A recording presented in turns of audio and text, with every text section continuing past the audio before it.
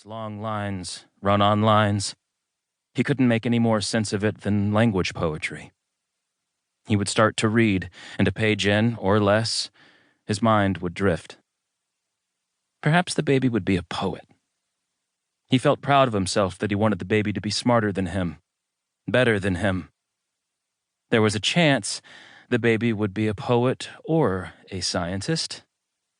There was a chance it would die in the womb, live a few hours or days or months in pain. Unimaginable pain. It was June. The due date was December 7th. A date which will live in infancy, they'd joked. Then it was July. Chances are it's not hereditary, the genetic counselor counseled them. She deftly drew the elongated chromosomes upside down on a pad between them. More likely, a spontaneous mutation, a random copying error during meiosis. Cell division. He nodded rapidly. He wanted to tell her he used to be a scientist.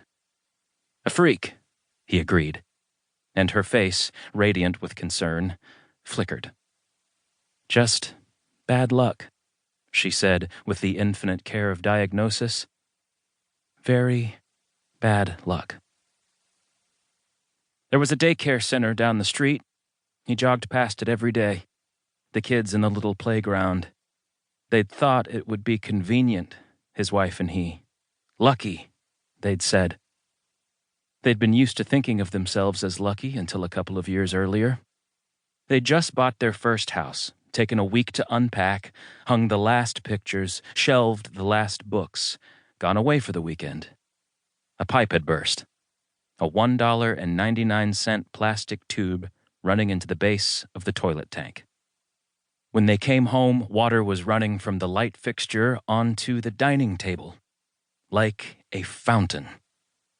Water was running down the bulging walls. It was running behind the paint like veins. For days they watched dark brown seams spread across the ceiling. He'd felt like it was God's fault. He'd felt as if it had been hubris to buy a house. It was the worst thing that had ever happened to them in their life together. And yet, months later, when they had a much nicer house, they'd kidded each other. Thank God for insurance. They had wanted the house to start a family. They had worried about a child drawing on the bright new walls. He didn't fault God for the baby. He didn't believe in him, couldn't imagine him. The numbers were too big. They dwarfed God. They couldn't know. No one could. So they decided, this mother and father.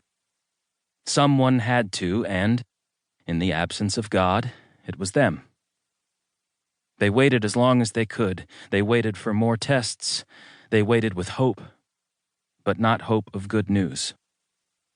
The later tests couldn't refute the old ones. The best the new tests could do was confirm the worst. So that is what they found themselves hoping for, as they held hands. The worst. "Do you ever wish we hadn't done any tests?"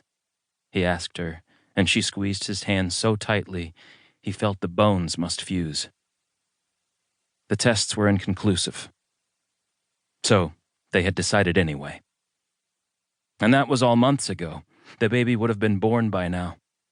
They'd have taken the baby home from the hospital by now. The baby's grandparents would have visited by now. The baby would be smiling by now. Months ago. They were licking their wounds. They were gardening for the first time in their lives, the sunlight heavy on their shoulders and necks. They were starting to tell people they might try again, trying out the idea of trying again, the words ashy on their tongues. They told their friends, the ones who, even though they knew the truth, said encouraging things like, "So-and-so had a miscarriage, they tried again." Once in bed, in the dark, his wife had whispered to him, "I wish we'd had a miscarriage." It was just a thing people did, he knew. By the kind of chance he was growing numb to, the rhetorical device